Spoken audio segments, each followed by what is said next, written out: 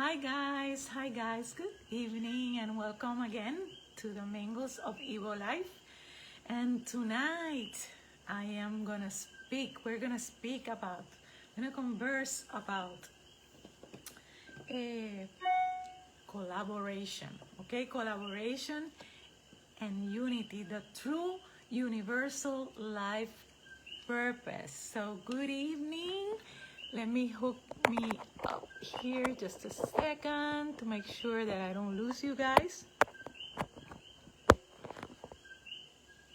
Thanks for joining. And as I said, we're going to speak about collaboration and unity, the true universal life purpose. And what do I mean by that, okay?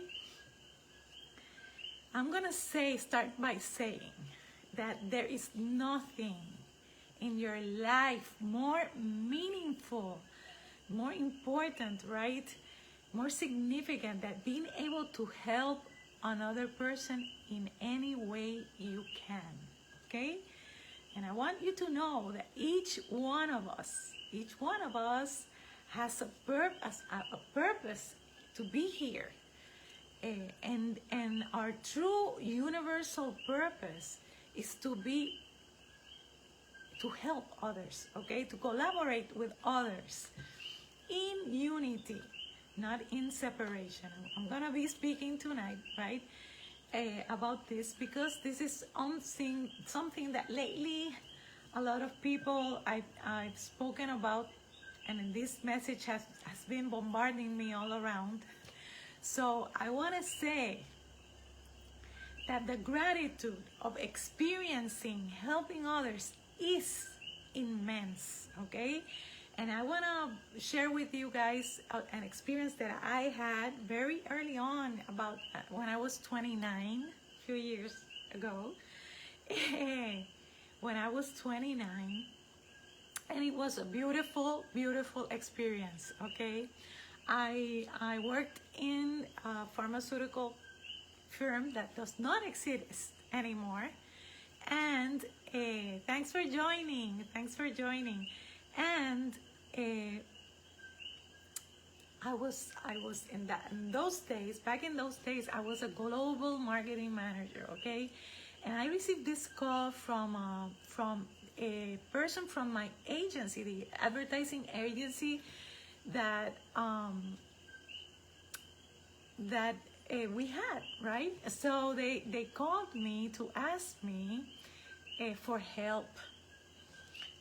But help not in the usual way, okay? I was the global marketing manager for the consumer division, for consumer products, right? And they were asking me for help because this nephew of the director of media of this agency that I used to collaborate with, right?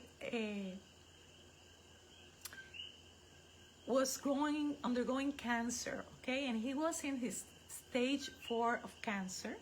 And this was a young man. He had like 17 to 18 years old, if I recall. And they were very distraught because obviously he was in his last days of life. He was given about 1 month to live. And his body was full with tumors, and he was in a lot of pain. He had leukemia, and she was calling me to ask me for help because she wanted to know if I could somehow find morphine, okay, which is a controlled, as you know, a controlled product. For him, because his parents were medically indigent and they couldn't pay for the huge costs that they needed to pay for the medicine to calm this boy's body, right, from the pain. And so immediately I was stricken. I was like, how can I be of help? It's the only thing I thought, right? at the moment, in the pharmaceutical firm that I was working at that time, they did not, morphine was not one of the products that we used to sell there. So I immediately start thinking, right? I thought, what can I do? How can I help, this young man? And so I called every single pharmaceutical firm. I looked in the we have some books in the pharmaceutical firms where we have all the medicines and all the pharmaceutical firms that do carry morphine. So I went to the books, I looked, and I saw that Janssen was one of them. So I didn't know anyone there, okay? So I immediately called, and to my surprise, they did answer me, and immediately I was given help. They did have a program to help people, but this program took a lot of time. You need to enter a lot of documentation and needed to be approved, and we didn't have that much time, right? But as in anything in life, right, when things are meant to happen, they will happen. And so I put the family in conversation with the pharmaceutical firm, and immediately he was approved. He was approved in 3 days, actually.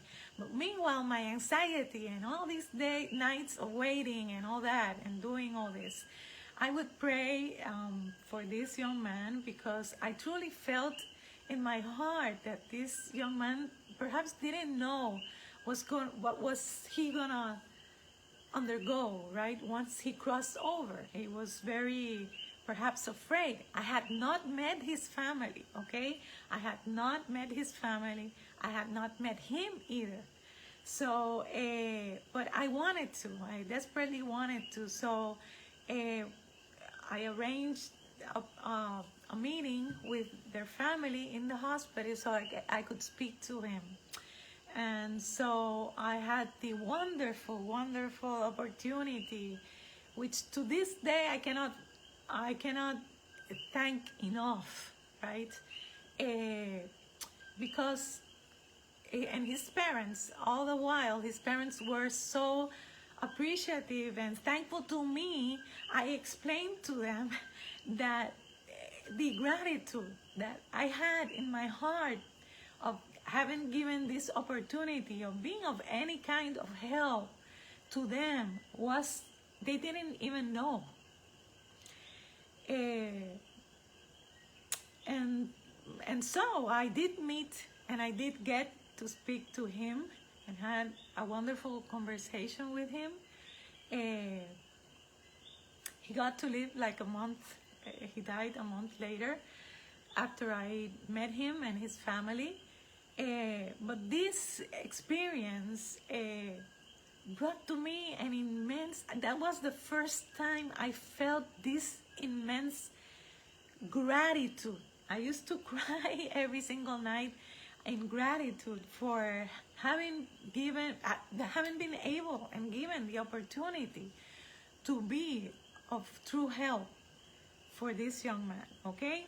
So I share that because these things are transforming, and I don't know if how many of you, right, I ask you, have been able to experience this. And for those that haven't, please, I invite you to, and they don't, whatever you want to do, whatever you want to help another person with, doesn't have to be a big thing. Sometimes simple things, a smile, right? A smile or a compliment to someone that really needs it are things that you don't know how you're gonna touch somebody's life. And I say it is an egotistical. I always say that this is an egotistical feeling, because in a way it is, It is, right? The overwhelming feelings of gratitude for the opportunity to be of help are definitely addicting. At least I'm talking through my experience and from other people that have told me this too, that have experienced that, have that feeling, okay? You just feel, right, so good. So good inside that you want to do it again, right? You want to repeat it. It's addicting. So being able to make others feel good and feel cared for in any way truly makes my heart, right, flutter and warm and fly. It gives us meaning and purpose. We feel like we did something in someone's life, okay? And that's why I'm here, right? That's why I'm doing what I do. I love what I do. I love helping others understand life better. I simply love it.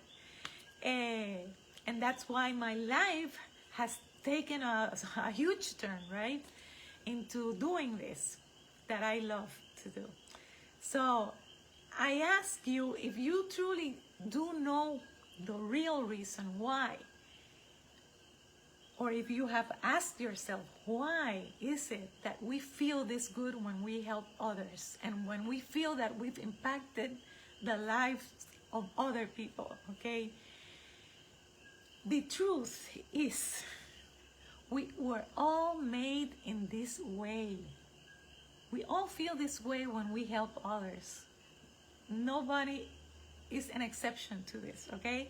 It is the divine material that we are made out of that carries this consciousness of collaboration and unity in it.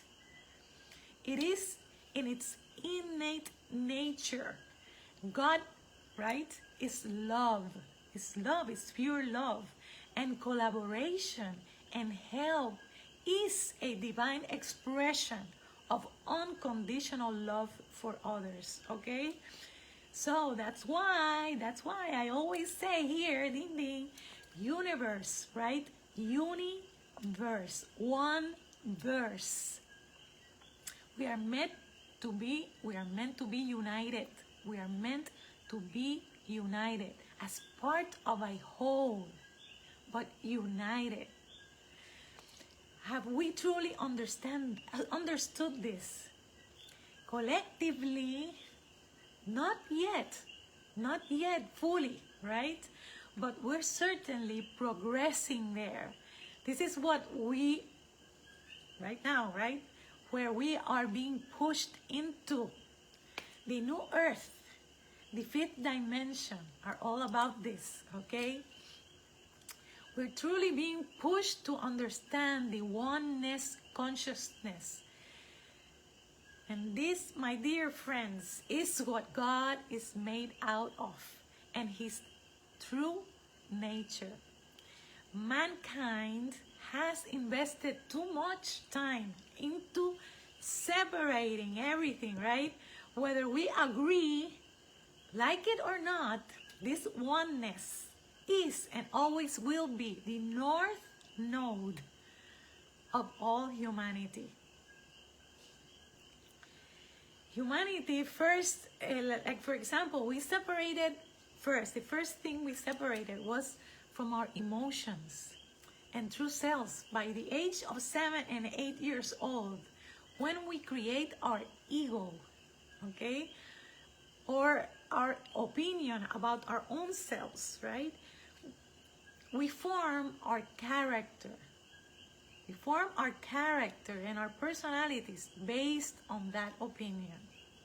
And that's where we separate, we dissociate from our true selves and from our emotions. Emotions, remember, emotions are energy in motion.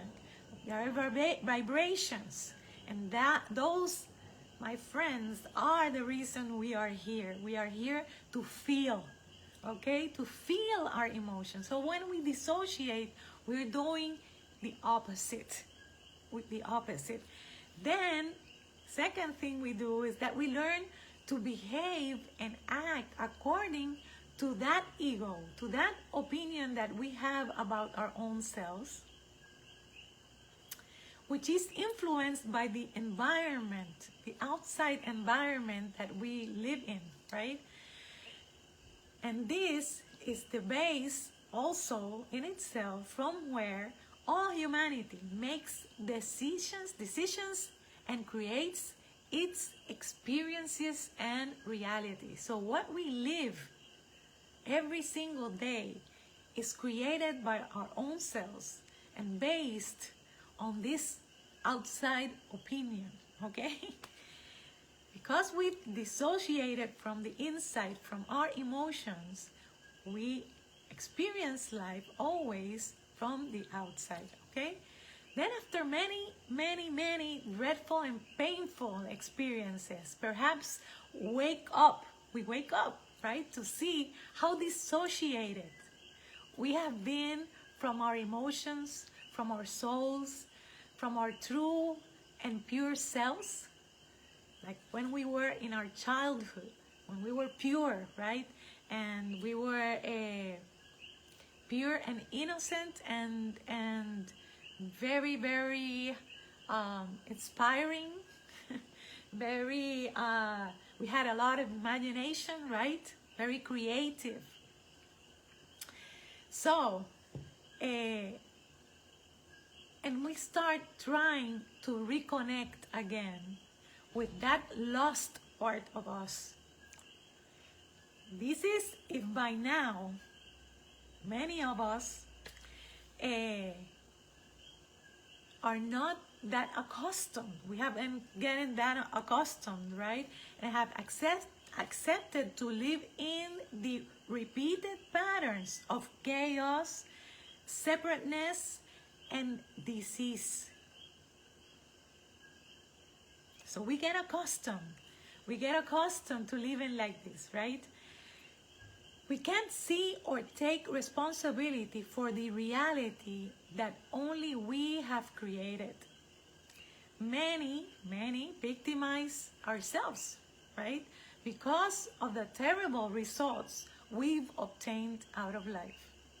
We feel as if the universe has betrayed us and played a bad hand on us. We are unable to see the core problem, that when we dissociated from our emotions in childhood, we disconnected from the part of us that is God material or sacred, that runs closest. This part runs closest to Him because they are Him. The divine, our emotions and feelings are the divine glue that sticks and keeps everything together. United, universe, right? Just like our organs, and I'm always talking about this, our organs in our body run a whole system, right? Because our full body, the wholeness of our body is a full system. And the organs, each one of them, collaborate together, right? Collaborate. No one is pushing the other one or getting in the way of the other one. Each one of them knows exactly what they are meant to do and how and when. This innate intelligence or wisdom is within our system already, but we don't trust that, okay? And in this same way, the universe, right? The universe collaborates also with himself because all the planets, right? All the planets, each one does not get in the way of the other one. Each one knows its orbit, knows what it does to do. The sun shares its sun, right? Shares its fire with us and gives us a lot of things, right, that we wouldn't have if we didn't have a sun. And so does the moon. And each one has a different purpose and a different job to do. And each one knows it is in the nature of this magnificent universe that this God or sacred material that everything is made out of works in.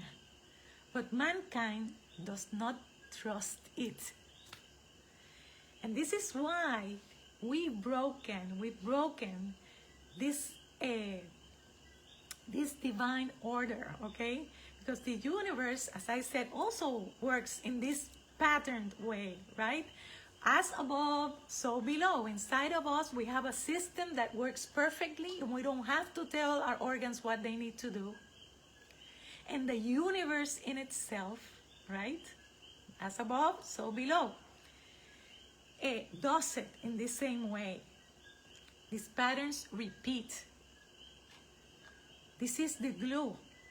This is the intelligence. This is the wisdom that we are all made out of. But that divine universal pattern and order or rhythm has been, as I said, broken by us when we've not understood that we don't need to do anything to make things happen our way. We truly don't. We just don't trust it. That the things that are truly for and meant for us will happen. And the only thing we need to do is to relax, to collaborate with one another, each one of us, and receive, open to receive when they appear in our way, so that we can identify them. So we've separated from the divine intelligence, from the divine knowing. This divine material has this trust was created by man, by mankind. So everybody is busy in their own separate worlds, right? Trying to make things happen for them all the time. We're always trying, doing. I have to do this, I have to do that, right? The to-do list. We separate races, right? We separate everything we touch. We have races, black, whites, yellows, reds, etc., right? We have by social status also. We have poor, we have rich, we have fat, skinny. For sexual, we have homosexual, bisexual, pansexual, polysexual, transsexual. We have all these divisions. And we've invested so much time in separating. We cannot see that beyond the physical differences, we are intricate parts of a whole, of a far larger, leveled, right? Patterned with different levels, system that works naturally in intelligence or knowledge of collaboration, and that doesn't understand or speak the language of separateness and distrust. So what can we do? What can we do? And we have two choices. Everything in life is a choice. It's a choice, it's a decision we make that starts by us. So we either flow with it, right? Or we resist it. And when we flow, when we learn to flow and collaborate or help others progress in life, in gratitude, with the natural, organic, divine order in life, right? We'll see that magically, automatically, everything will align itself to provide us with everything we desire in the highest vibrational way for us. Never, ever, we will lack anything. health, love, fulfillment, joy, inner peace, money, security, provision, right? Our 6 basic human needs will always, always, always be met. Always. Those who sadly resist it and still insist in separating and trying to control, right? Life will be filled with a lot of pain and hardship, lack of fulfillment, disease, and lack of joy. Ask yourself today, how am I collaborating with others? How can I be of service? How can I be of help? Because believe me, you are a divine being that has a purpose, a wonderful purpose. And behind that purpose, it's always to help others, always to collaborate with others. And you have gifts. So make it your priority to understand yourself, to know yourself, and see how can you, right? How can you collaborate?